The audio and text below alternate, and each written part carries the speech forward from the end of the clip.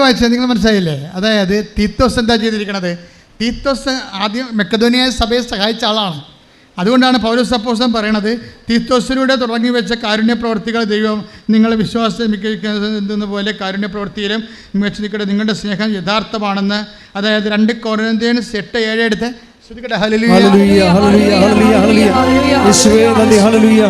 Corinthians 8:7 നിങ്ങൾ എല്ലാ കാര്യങ്ങളിലും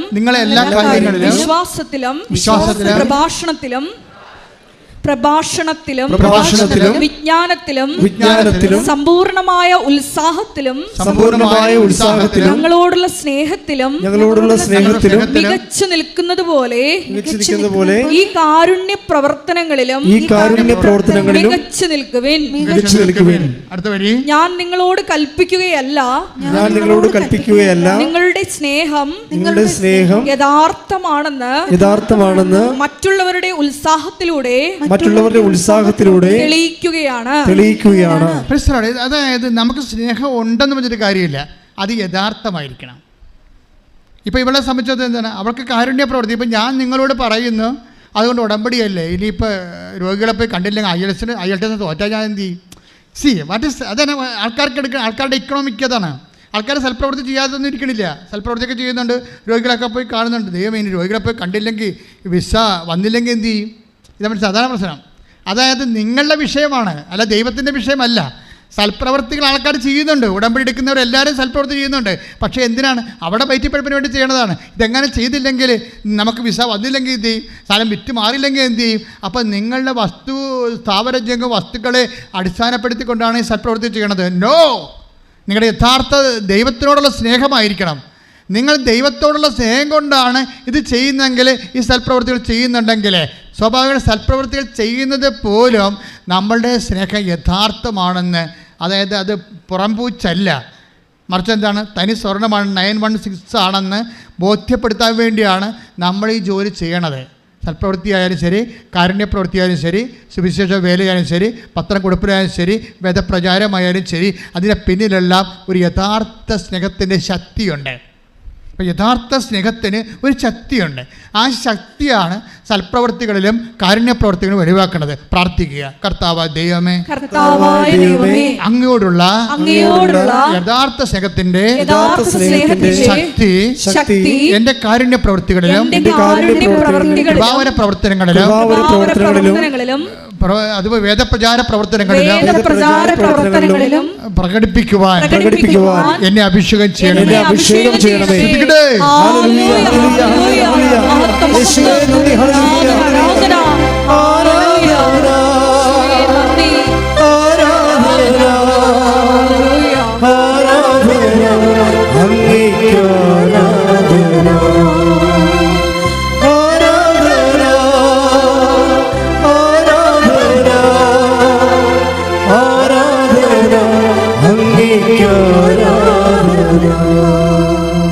പരിശുദ്ധ പരമ ദിവ്യകാരുണ്യത്തിന് അതുകൊണ്ട് വിശ്വാസത്തിൽ വീണു പോകാതിരിക്കും. ഞാൻ നിങ്ങളോട് എന്താ പറഞ്ഞത്? വിശ്വാസത്തിനൊരു കുഴപ്പമുണ്ട്. എന്താണ് അത്? ഓരോ ആഴ്ചയിൽ വളർന്നാൽ അടുത്ത ആഴ്ച തളരും. ഇതിന് കേവല സ്ഥിതി ഉണ്ടാക്കാനും വളരുക മാത്രം ചെയ്യാൻ വേണ്ടിയുള്ള ഏറ്റവും വലിയ ഒറ്റമൂലിയാണ് ദൈവനാമത്തിലും ദൈവസ്നേഹത്തിലും യഥാർത്ഥ സ്നേഹത്തിൻ്റെ ശക്തിയിലുമുള്ള സൽപ്രവൃത്തികൾ. അപ്പോഴെന്താ സംഭവിക്കുന്നത്? തോബിത്തിൻ്റെ 12:13 പോലെ നീ സൽപ്രവൃത്തികൾ ദൈവനാമത്തിൽ ചെയ്യുമ്പോൾ ദൈവം തന്നെ നിൻ്റെ കൂടെ വരും. ദൈവം തന്നെ നിൻ്റെ കൂടെ വരണ കാരണം നിൻ്റെ വിശ്വാസം ഒരിക്കലും താഴ്ന്നു പോകത്തില്ല. പക്ഷേ ദൈവവേദന അപ്പോഴും നമ്മൾ ശ്രദ്ധിക്കേണ്ട കാര്യമുണ്ട്, വീണു പോകാതിരിക്കാൻ. ആദിമസഭയുടെ പാഠങ്ങളാണ് ഞാൻ പറയണത്. അതായത് ഇപ്പോൾ 2 പത്രോസ്, ദാറ്റ് മീൻസ് 2 പത്രോസ് 1:10 എടുത്ത് ശ്രുതികട ഹല്ലേലൂയ. 2 പത്രോസ് 1:10 ആകയാൽ സഹോദരങ്ങളെ നിങ്ങളുടെ വിളിയും തിരഞ്ഞെടുപ്പും ഉറപ്പിക്കുന്നതിൽ കൂടുതൽ ഉത്സാഹമുള്ളവരായിരിക്കുവിൻ. ഇങ്ങനെ ചെയ്താൽ ഒരിക്കലും നിങ്ങൾ വീണു പോവുകയില്ല. അപ്പം നിങ്ങളുടെ വിളിയും തിരഞ്ഞെടുപ്പും ഉറപ്പിക്കാൻ വേണ്ടി ഇതുപോലെ സൽപ്രവർത്തികളിലൂടെയും അതുപോലെ തന്നെ കൃപാവര പ്രവർത്തനങ്ങളിലൂടെയും വേദപ്രചാര പ്രവർത്തനങ്ങളിലൂടെയും ദൈവസ്നേഹത്തിൻ്റെ യഥാർത്ഥ പ്രവർത്തികളിലൂടെ പോയാൽ ഒരിക്കലും നിങ്ങൾ വീണു പോകത്തില്ല. വിശ്വാസം വീണു പോകാൻ സാധ്യതയുള്ള സംഭവമാണെന്ന് ഞാൻ പറഞ്ഞില്ലേ? അങ്ങനെ വീണ് പോയൊരു കക്ഷിയുണ്ട്. ആരാണത്? സ്നാപയോഹന്നാൻ. എടാ, സ്നാപയോഹന്നാൻ വീണെങ്കിൽ പിന്നെ നമ്മൾ വീഴത്തില്ലേ? സ്നാപയോഹന്നാൻ വീണ് പോയില്ലേ? എന്താണ് വീണ പോകാൻ കാര്യം? എന്താ പറയണത്? വരാതിരിക്കുന്ന take the word of God, വരാതിരിക്കുന്ന നീ തന്നെയോ. അതായത് 7:19, ലുക്ക 7:19. ഹല്ലേലൂയ ഹല്ലേലൂയ ശ്രുതികട്ടെ, ഹല്ലേലൂയ. ഹല്ലേലൂയ ഹല്ലേലൂയ ഹല്ലേലൂയ ഹല്ലേലൂയ ഹല്ലേലൂയ ഹല്ലേലൂയ ഹല്ലേലൂയ ഹല്ലേലൂയ. യേശുവേ ആരാധന ആരാധന ആരാധന ആരാധന ആരാധന. ഹല്ലേലൂയ ഹല്ലേലൂയ ഹല്ലേലൂയ. യേശുവേ 7:19. വരാനിരിക്കുന്നവൻ നീ തന്നെയോ അതോ ഞങ്ങൾ വേറൊരുവനെ കാത്തിരിക്കണമോ എന്ന് കർത്താവിനോട് ചോദിക്കാൻ പറഞ്ഞയച്ചു. സ്നാപയോഹന്നാൻ്റെ വിശ്വാസത്തിൽ വീഴ്ച വന്ന കണ്ടില്ലേ? ഞാനിത് ഇടയ്ക്കിടയ്ക്ക് നിങ്ങളോട് പറയാറുണ്ട് ഈ ഭാഗം. ഇന്ന് പറയാൻ ഉദ്ദേശിക്കുന്നത് അതല്ല. സ്നാപയോഹന്നാൻ ഒരു കാലത്ത് കർത്താവിനെ ദൈവത്തിൻ്റെ കുഞ്ഞാടെന്ന് പറഞ്ഞ് ശിഷ്യന്മാരെ പഠിപ്പിച്ചിട്ട് ആ പഠനം കേട്ട് ബോധ്യപ്പെട്ട് സ്നാപയോഹന്നാൻ്റെ ശിഷ്യന്മാർ യേശുവിൻ്റെ ശിഷ്യന്മാരായിട്ടുണ്ട്. യാക്കോബും യോഹന്നാനും. അത്രയും ഒരു കാലത്ത് വിശ്വാസത്തിൽ വളർന്നിരുന്നൊരു മനുഷ്യൻ ജയിലിൽ കിടന്നപ്പോൾ പിന്നെ വിശ്വാസം പോയി. അതാ വരാനിരിക്കുന്നവൻ നീ തന്നെയോ ഞങ്ങൾ വേറെ ആരെങ്കിലും പ്രതീക്ഷിക്കണമോ എന്ന് ചോദിച്ചു. അപ്പോൾ യേശുവിന് വേണമെങ്കിൽ സ്നാപയോഹന്നാനോട് പറയാമായിരുന്നു, നീ എന്തിനാ, നിനക്ക് ബൈബിൾ അറിയാമല്ലോ, ബൈബിൾ എടുത്ത് വായിച്ചാൽ പോരെ, ഞാൻ തന്നെയാണ് വരാതിരിക്കണമെന്ന് എന്ന് ചിന്തിച്ചിരിക്കുക. അല്ലേ? അച്ഛൻ പറഞ്ഞ മനസ്സിലായി നിങ്ങൾക്ക്? സ്നാപയോഹന്നാൻ വന്ന് യേശുവിനോട് യേശുവിൻ്റെ അടുത്ത് വിട്ടിരിക്കുകയാണ്. എന്താണ്? വരാതിരിക്കണവൻ നീ തന്നെയാണോ അതോ വേറെ ആൾക്കാരെ ഞങ്ങളെ പ്രതീക്ഷിക്കണോ? അപ്പോൾ യേശുവിന് പറയാമല്ലോ, നിയമത്തിൽ എന്താണ് എഴുതിയിരിക്കണത്, നീ എടുത്ത് വായിച്ചു നോക്കിയേ, നിനക്ക് വചനം അറിയാൻ പാടില്ലേ എന്ന് പറയാം. പക്ഷേ വചനം ചില സമയത്ത് അവിശ്വാസികളുടെ മുമ്പിൽ വിലപ്പോകത്തില്ല. വചനത്തിന് അങ്ങനെ കുഴപ്പമുണ്ട്. വചനം അവിശ്വാസികളുടെ മുമ്പിൽ വചനം വിലപ്പോകുമായിരുന്നെങ്കിൽ തീർച്ചയായിട്ടും യേശു പറഞ്ഞേനം വചനം എടുത്ത് വായിക്കണമെന്ന് പറഞ്ഞില്ല. പറഞ്ഞിട്ട് എന്താ പറഞ്ഞത്? അവിശ്വാസിയുടെ മുമ്പിൽ വചനം വിലപ്പോകത്തില്ലെങ്കിൽ പിന്നെ അടയാളം മാത്രമേ വിലപ്പോകത്തുള്ളൂ എന്ന് ഈശ്വരൻ അറിയാം. അതുകൊണ്ട് സ്നാപയോഹന്നാൻ എന്ന സംശയരോഗിയോട് സംശയമുള്ളവനോട് കർത്താവ് എന്താ പറഞ്ഞിരിക്കണത്? നീ വചനമൊന്നും വായിക്കണ്ട, വായിച്ചിട്ട് കാര്യമില്ല, നിനക്കറിയാം. പക്ഷെ നിനക്ക് കാര്യം ഉണ്ടാകണം. നിങ്ങൾ കാണുന്നത്, നിങ്ങൾ കേൾക്കുന്നത് പോയി യോഹന്നാനെ അറിയിക്കുക. അന്തർ കാണുന്നു, ചെകിടർ കേൾക്കുന്നു, ഊമർ സംസാരിക്കുന്നു, ദരിദ്രരോട് സുവിശേഷം പ്രസംഗിക്കുന്നു. എന്നിൽ ഇടർച്ച വരാത്തവൻ ഭാഗ്യവാനെന്ന് പറയുമ്പോൾ എൻ്റെ ദൈവവേദലെ സംശയമുള്ളവർക്ക്, വചനം അറിയാത്തവർക്ക്, ദൈവമായിട്ട് ഇടപാടില്ലാത്തവർക്ക് ഏറ്റവും വലിയ ബൈബിൾ എന്ന് പറയുന്നത് മനുഷ്യരുടെ ഇടയിൽ ദൈവം കാണിക്കുന്ന അത്ഭുതങ്ങളും അടയാളങ്ങളുമാണെങ്കിൽ അത് തന്നെയാണ് അതിൻ്റെ സുവിശേഷം. ശ്രദ്ധിക്കട്ടെ.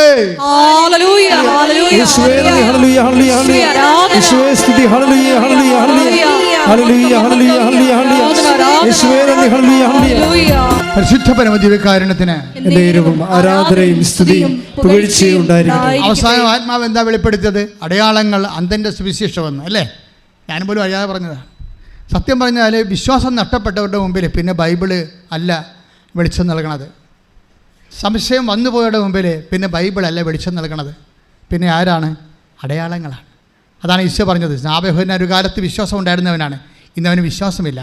ഇനി അവന് വിശ്വാസം ഉണ്ടാക്കാൻ അടയാളങ്ങൾക്ക് മാത്രമേ പറ്റത്തുള്ളൂ. അതുകൊണ്ട് നിങ്ങൾ കാണുന്നതും കേൾക്കുന്നതും പോയി ശ്രദ്ധിക്കട്ടെ.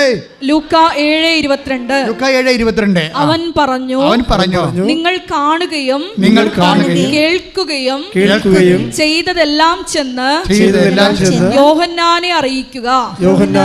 കുരുടന്മാർ കാണുന്നു, മുടന്തന്മാർ നടക്കുന്നു, കുഷ്ഠരോഗികൾ സുഖപ്പെടുന്നു, ചെകിടർ കേൾക്കുന്നു, മരിച്ചവർ ഉയർപ്പിക്കപ്പെടുന്നു, ദരിദ്രരോട് സുവിശേഷം പ്രസംഗിക്കപ്പെടുന്നു. ഇപ്പൊ സാക്ഷ്യത്തിന്റെ പ്രധാനം മനസ്സിലായില്ലേ? സാക്ഷ്യമാണ് സുവിശേഷത്തിന്റെ അപ്പുറത്തെ സുവിശേഷം. സാക്ഷ്യമാണ് അന്തൻ്റെ സുവിശേഷം എന്ന് പറഞ്ഞാൽ എന്താ കാര്യം? ഒരു ടൈം കഴിഞ്ഞാൽ പിന്നെ ബൈബിൾ അറിയാത്തവർക്ക്, ബൈബിൾ ഇല്ലാത്തവർക്ക്, ബൈബിളിൽ വിശ്വസിക്കാത്തവർക്ക്, യേശുവിൽ വിശ്വസിക്കാത്തവർക്ക് പിന്നെ ഉള്ള പിടിവള്ളി എന്താണ്? സാക്ഷ്യമാണ്, അടയാളങ്ങളാണ്, കാണുന്നതും കേൾക്കുന്നതുമാണ്. നിങ്ങൾ കാണുന്നതും കേൾക്കുന്നതും യോഹന്നാനെ അറിയിക്കാൻ എന്നെ ഇടർച്ച വരാത്തവൻ ഭാഗ്യവാനെന്ന്. ആ കാണുകയും കേൾക്കുകയും ചെയ്തിട്ടും യോഹന്നാന് ഇടർച്ച വന്നിട്ടില്ലെങ്കിൽ ഹീസ് ബ്ലെസ്സഡ്. ഇടർച്ച വന്നാൽ അവൻ്റെ കാര്യം പോക്കാണ്. അടയാളം കണ്ടിട്ടും അടയാളങ്ങൾ വിശ്വസിക്കാതിരിക്കുകയും, അതുപോലെ കാണാനുള്ള കണ്ടിട്ടും കേൾക്കാനുള്ള കേട്ടിട്ടും ദൈവത്തിൻ്റെ കാലസ്പർശം കണ്ടിട്ടും വിശ്വാസത്തിലേക്ക് വന്നില്ലെങ്കിൽ you are not blessed. Not blessed എന്നല്ല, കേഴ്സ് ടു ക്രോസ് സിൻ. കഫർനാമേ നിനക്ക് ദുരിതം, നിന്നിൽ പ്രവർത്തിച്ച അത്ഭുതങ്ങൾ സീദോനിലാണ് പ്രവർത്തിച്ചെങ്കിൽ എത്രയോ നേരത്തെ ചാക്കൊടുത്ത് തപസ്യമായിരുന്നു. എന്നാൽ നിൻ്റെ ലോകാവസാനത്ത് നിൻ്റെ സ്ഥിതി സോദോമിനേക്കാളും മോശമായിരിക്കും. തീയും ഗന്ധകവും ഇറക്കി നശിപ്പിച്ച് കളഞ്ഞ സോദോമിനേക്കാളും മോശമായിരിക്കും അടയാളം കണ്ടിട്ടും വിശ്വസിക്കാത്ത അവിശ്വാസിയുടെ സ്ഥിതി എന്ന് ബൈബിൾ താക്കീത് കൊടുക്കുന്നത് യേശുവിൻ്റെ വാക്കുകളിലാണ്. Take the bed of God. ശ്രദ്ധിക്കട്ടെ. ഹല്ലേലൂയ. ലൂക്ക 10:13-14. ലൂക്ക 10:13-14. കൊറാസിൻ നിനക്ക് ദുരിതം, ബത്സയിദ നിനക്ക് ദുരിതം. നിങ്ങളിൽ നടന്ന അത്ഭുതങ്ങൾ ടയറിലും സീദോനിലും നടന്നിരുന്നെങ്കിൽ അവിടുത്തെ ജനങ്ങൾ ചാക്കൊടുത്തും ചാരം പൂശിയും പണ്ടേ തന്നെ പശ്ചാത്തപിക്കുമായിരുന്നു. ആകയാൽ വിധി ദിനത്തിൽ ടയറിന്റെയും സീദോന്റെയും സ്ഥിതി നിങ്ങളുടേതിനേക്കാൾ സഹനീയമായിരിക്കും. ഇത് വചനം നൽകണത് അനുദപിക്കാൻ വേണ്ടിയാണ്. നമുക്ക് മനസ്സിലായി. അവസാനം ഈശോ എന്നാ പറയണത്? അതായത് അടയാളങ്ങൾ നൽകുന്നത് അനുദപിക്കാൻ വേണ്ടിയാണ്. പ്രത്യേകിച്ച് കർത്താവിനെ അറിയാനും അറിഞ്ഞവരെ ആഴപ്പെടാനും വേണ്ടി പ്രാർത്ഥിക്കുക. കർത്താവ് ദൈവമേ, എന്നെ അങ്ങയുടെ അടയാളമാക്കണമേ. എനിക്ക് ലഭിക്കുന്ന അടയാളങ്ങളിലൂടെ അനേകരെ അങ്ങയിലേക്ക് ആകർഷിക്കുവാൻ അനുതാപത്തിലും ആത്മാഭിഷേകത്തിലും സത്യത്തിന്റെ സുവിശേഷത്തിന്റെ സാക്ഷിയായി ജീവിക്കാൻ എന്നെ അഭിഷേകം ചെയ്യണം.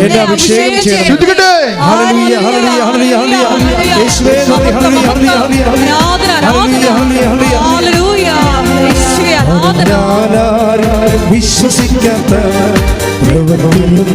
ദൈവം ചെയ്യാൻ പോകുന്നു. സമ്മതിക്കാത്ത നാദം ചെയ്യാൻ പോകുന്നു. വിശ്വസിക്കാത്ത ദൈവം ചെയ്യാൻ പോകുന്നു. കേട്ടാരും സമ്മതിക്കാത്ത നാദം ചെയ്യാൻ പോകുന്നു. അതിശയമെന്നും ജനം പറയും, ഗീതത്തിൽ യേശു ഒരു പ്രവൃത്തി ചെയ്യും. അതിശയമെന്നും ജനം പറയും, ഗീതത്തിൽ യേശു ഒരു പ്രവൃത്തി ചെയ്യും. ദൈവത്തിന്റെ മഹത്വം നിഴലിയിരിക്കും, ദൈവത്തിന്റെ കരത്തിൽ നീ വസിക്കും. ദൈവത്തിന്റെ മഹത്വം നിഴലിയിരിക്കും, ദൈവത്തിന്റെ കരത്തിൽ നീ വസിക്കും. വിശ്വസിക്കാത്ത പ്രവൃത്തിയൊന്നും ദൈവം ചെയ്യാൻ പോകുന്നു. കേട്ടാലും സമ്മതിക്കാത്ത പ്രവൃത്തിയൊന്നും നാദം ചെയ്യാൻ പോകുന്നു.